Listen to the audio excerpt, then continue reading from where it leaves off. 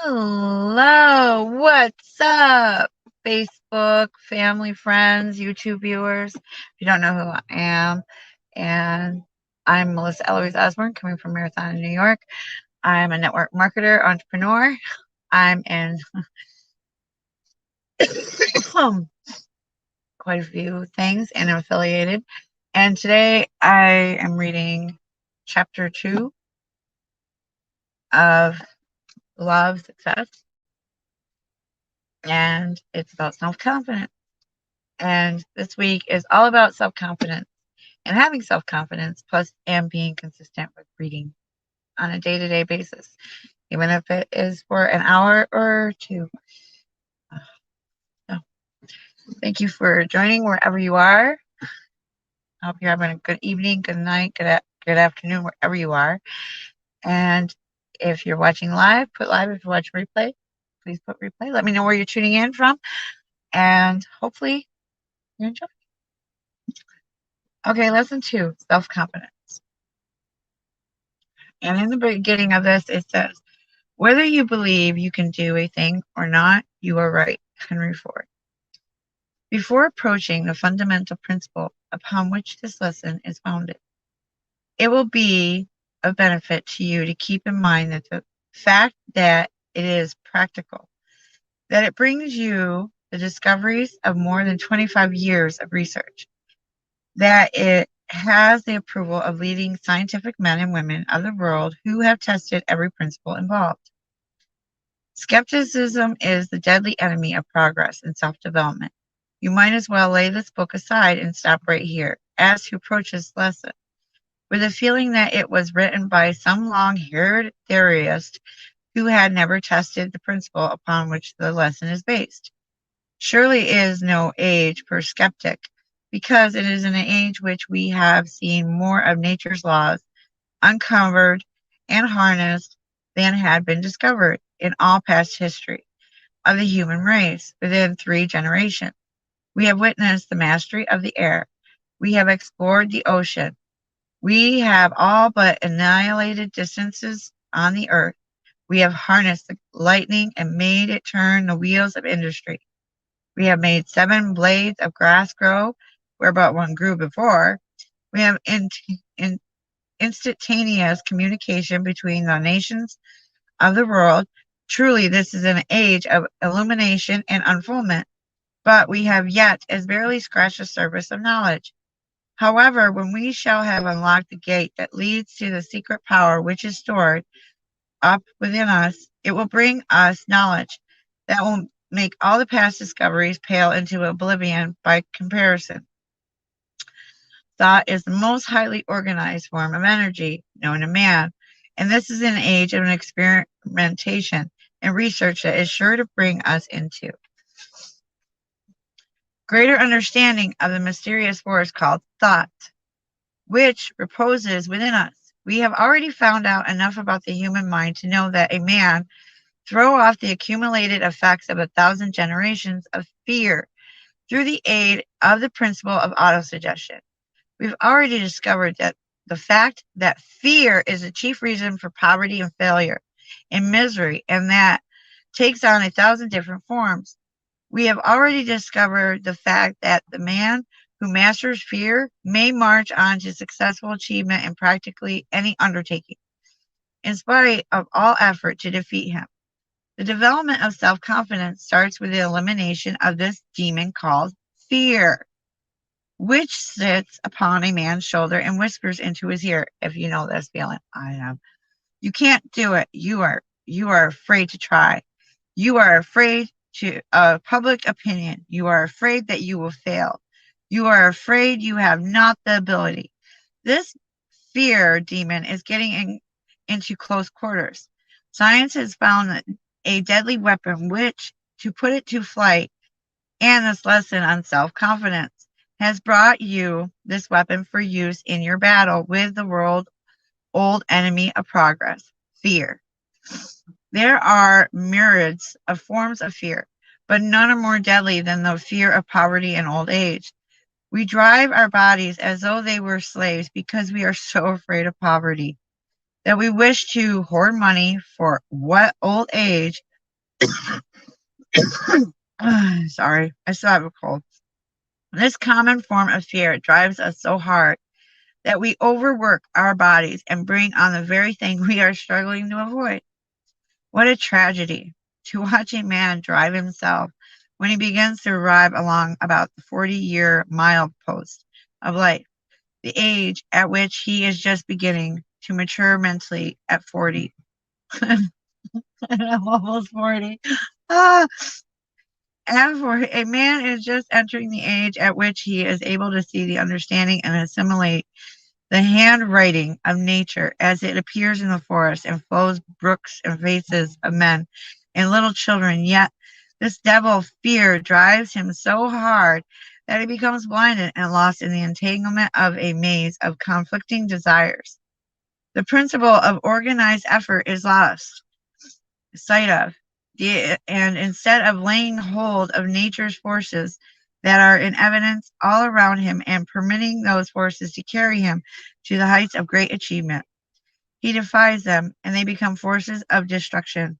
Perhaps none of these forces of nature are more available for man to unfold than a principle of autosuggestion, but ignorance of this force is leading the majority of human race, so apply it that it acts as a hindrance and not as help.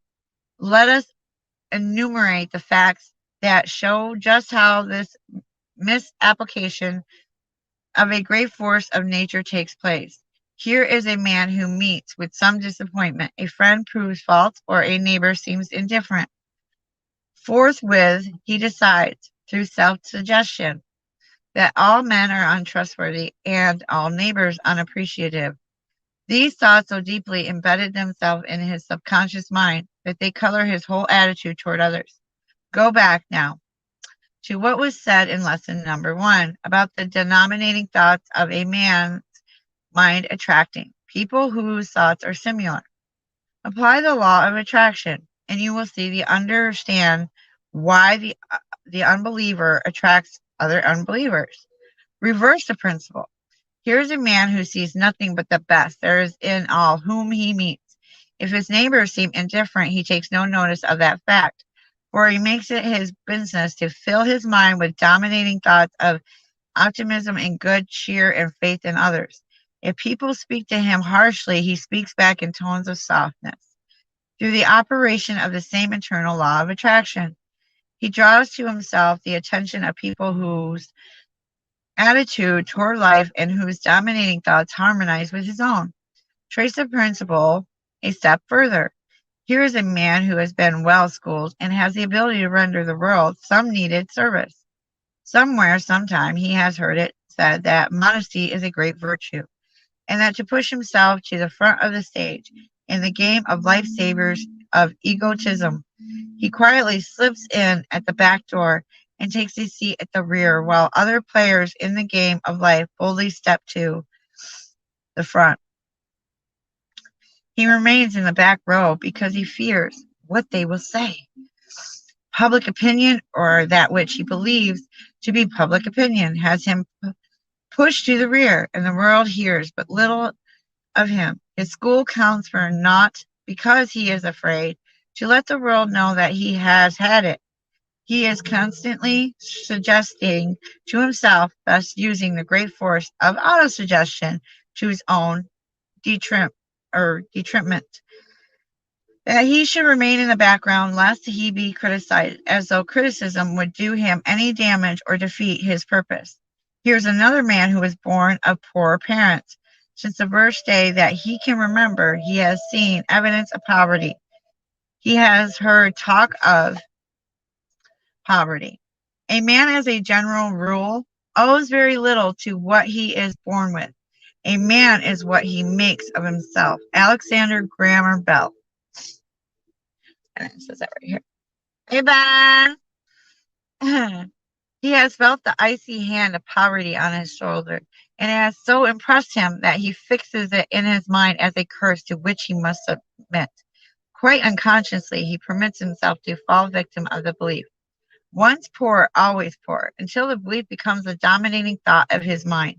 He resembles a horse that has been harnessed and broken until it forgets that has the potential power with which to throw off that harness. Autosuggestion is rapidly re- relegating, relegating, I think, him to the back of the stage of life.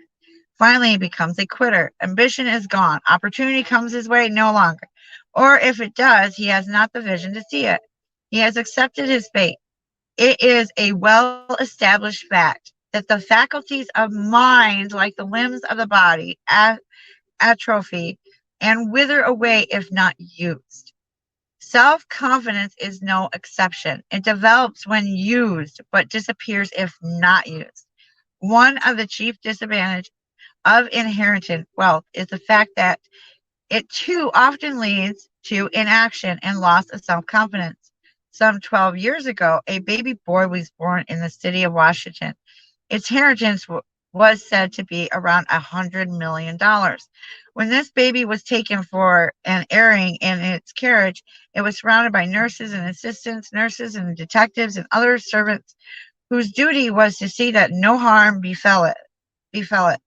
Have to dress himself. He had servants who did that. Servants watched over him while he slept and while he was at play. He was not permitted to do anything that a servant couldn't do for him. He had grown to the age of 10 years old. Now, this part I've already read. One day he was playing in the backyard and noticed that the back gate has been left open. In all of his life, he had never been outside of the gate alone. And naturally, that was just the thing that he wished to do. During a moment when the servants weren't looking, he dashed out of the gate and ran down, or yeah, he, he dashed out at the gate and was run down and killed by an automobile before he reached the middle of the street. He had used his servants' eyes until his own no longer served him as they might have done had he learned to rely upon them. 20 years ago, the man whom I serve as secretary sent his two sons away to school. One of them went to the University of Virginia and the other to a college in New York. Each month, it was part of my task to make out a check, $100 for each of these boys. This was their pin, money to be spent as they wished. How profitably. I remember the way I envied those boys as I made out those checks each month. I often wondered why the hand of fate bore me into the world in poverty. I could look ahead and see how these boys would rise to the high stations in life, while I remained a humble clerk. In due time, the boys returned home with their sheepskins. Their father was a wealthy man who owned banks and railroads and coal mines and other property of great value. Good position were waiting for the boys in the father's employ. But 20 years of time can play cruel tricks on those who have never had to struggle. Perhaps a better way to state this truth would be that time gives those who have never had to struggle a chance to play cruel tricks on themselves. At any rate, these two boys brought home from school other things beside their sheepskins. They came back with well-developed capacities for strong drink, capacities they developed because the $100 which each of them received each month made it unnecessary for them to struggle. There is a long and sad story, the details of which will not interest you, but you will be interested in the finest. As a lesson is being written, I have on my desk a copy of the newspaper published in the town where these boys lived. Their father has been bankrupt and his costly mansion, where the boys were born, has been placed on the block for sale. One of the boys died of delirium tremors, and the other one is in an insane asylum. Not all rich men's sons turn out so unfortunately, but the fact remains nevertheless that inaction leads to atrophy, and this is in turn leads to loss of ambition and self-confidence. And without these essential qualities, a man will be carried through life on the wings of uncertainty, just as a dry leaf may be carried away there are the blossom of the stray winds. Far from beyond a disadvantage. Struggle is a decided advantage because it develops those qualities that would forever lie dormant without it. Many a man has found his place in the world because of having been forced to struggle for existence early in life. Lack of knowledge of the advantage occurring from struggle has prompted many a parent to say, I had to work hard when I was young, but I shall see it to it that my children have an easy time. Poor, foolish creatures. And easy time usually turns out to be a greater handicap than the average young man or woman can survive. There are worse things in the world than being forced to work in early life. Forced into idleness is far worse than forced labor, being forced to work and forced to do your. And it says here, courage is the first of human qualities because it is the quality which guarantees the others. Aristotle. Best will breed in you temperance and self-control and strength of will and content and 100 other virtues that the idle will never know. Not only does lack of necessary for struggle lead to weakness of ambition and willpower, but what is more dangerous still, it sets up in a person's mind a state of lethargy that leads to the loss of self-confidence. The person applying the principle of autosuggestion and undermining his own power of self-confidence. Such a person will finally drift into a frame of mind in which he will actually look with more or less contempt upon the person who is forced to carry on. The human mind, if you will pardon repetition, may be light to an electric battery. It may be positive or it may be negative. Self-confidence is the quality which the mind is recharged and made positive. Let us apply this line of reasoning in salesmanship and see what part self-confidence plays in the great field of endeavor. One of the greatest salesmen this country has ever seen was once a clerk in a newspaper office. It will be worth your while to analyze the method through which he gained his title as the world's leading salesman. He was a timid young man with a more than less retiring sort of nature. He was one of those who believed it best to slip in by the back door and take a seat at the rear of the stage of life. One evening he heard a lecture on the subject of this lesson, self-confidence, and the lecture so impressed him that he left the lecture hall with a firm determination to pull himself out of the rut into which he had drifted. He went to business manager of the paper and asked for a position, so solicitor of advertising, and was put to work on a commission basis. Everyone in the office expected to see him fail because his sort of salesmanship calls for the most positive type of salesman or sales ability. He went to his room and made out a list of certain types of merchants on whom he indeed to call. One would think that he would naturally have made up his list of the names of those whom he believed he could sell with the least effort, but he did nothing of the sort. He placed on his list only the names of merchants on whom other advertising solicitors had called without making a sale. His list consisted of only 12 names. Before he had made a single call, he went out to the city park, took his list of 12 names, and read it over 100 times, saying to himself as he did so, "You will purchase advertising space from me before the end of the month." Then he began to make the calls. The first day he closed sales with 3 of the 12 impossibilities. During the remainder of the week, he made sales of 2 others. By the end of the month, he had opened advertising accounts with all but one of the merchants that he had on the list for the ensuing month. He made no sales because when the store opened, he was on hand to interview this merchant. And every morning the merchant said no. The merchant knew he was not going to buy advertising space, but this young man didn't know it. When the merchant said no, the young man did not hear it, but kept right on coming. On the last day of the month, after having told this persisting young man no for the 30 consecutive times, the merchant said, "Look here, young man, you have twisted a whole month trying to sell me. Now, what I would like to know is this. Why have you wasted your time?" "Wasted my time? Nothing," he resorted. "I have been going to school, and you have been my teacher. Now I know all the arguments that a merchant can bring up for not buying.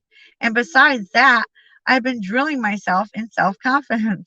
Then the merchant said, Hmm, I will make a little confession of my own. I too have been going to school, and you have been my teacher. You have taught me a lesson in persistence that is worth money to me. And to show you my appreciation, I'm going to pay my tuition fee by giving you an order for advertising the space. And that was the way in which Philadelphia North American's best advertising account was bought in. Likewise, it marked the beginning of a reputation that has made the same young man a millionaire. He succeeded because he deliberately charged his own mind with sufficient self confidence to make that mind an irresistible force. When he sat down to make up that list, 12 names, he did something that 99 people out of 100 would have done. He selected the names of those whose he believed it would be hard to sell because he understood that out of the resistance he would meet with in trying to sell them would come strength and self confidence. He was one of the very few people who understood that all rivers and some men are crooked because of the following the line of the least resistance. Self confidence develops when it's used and disappears when it is not.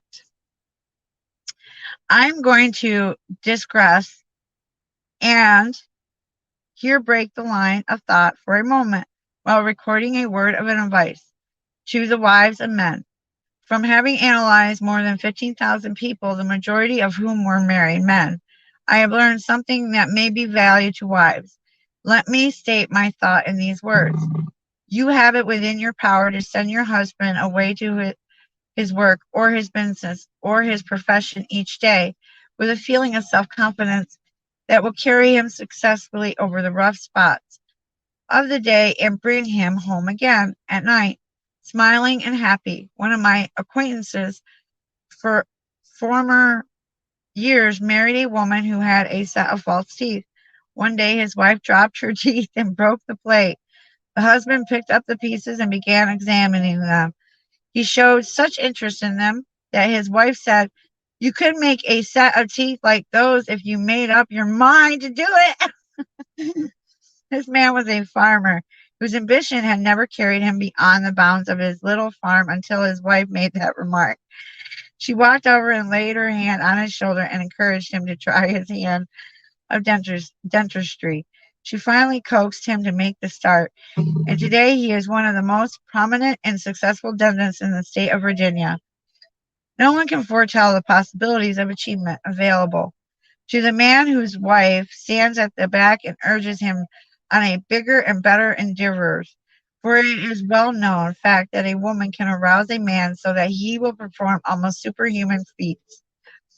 It is your right and your duty to encourage your husband and urge him on in worthy undertakings until he shall have found his place in the world.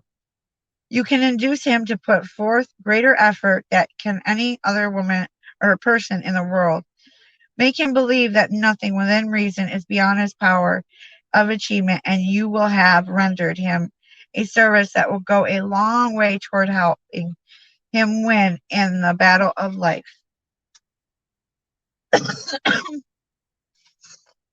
Thank you all for tuning in. Okay. One of the most successful men in this line of America gives entire credit for his success to his wife.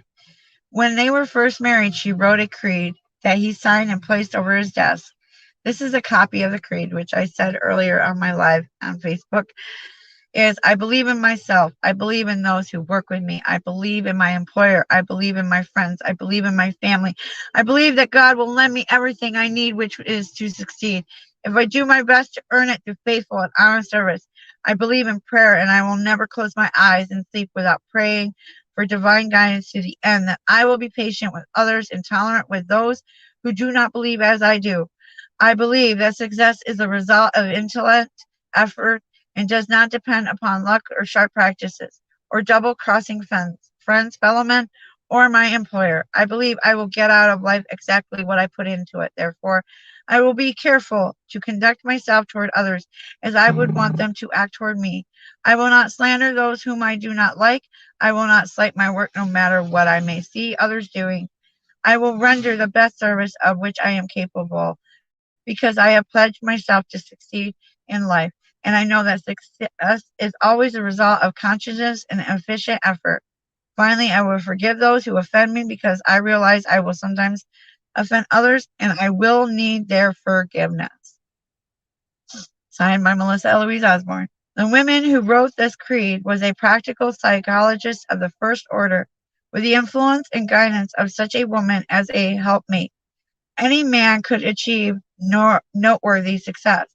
Analyze this creed, and you will notice how freely and personal pronoun it used. It starts off with the affirmation of self-confidence, which is perfectly proper.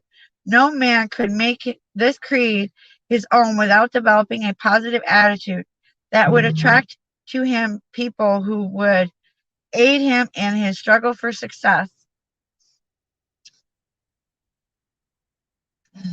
I will finish the other because this is a long chapter.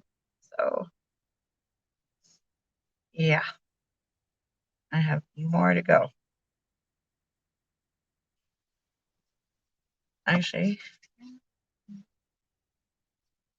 there's another one in here too.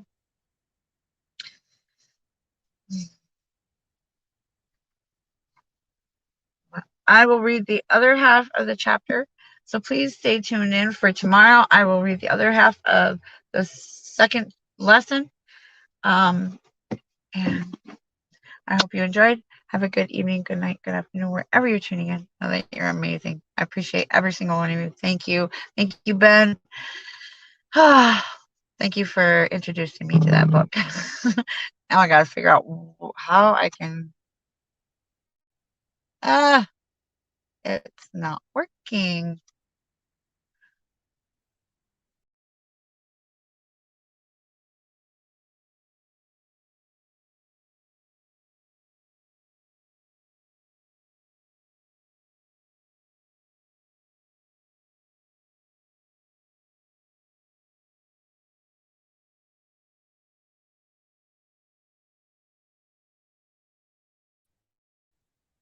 Okay, see, it would not pop back up.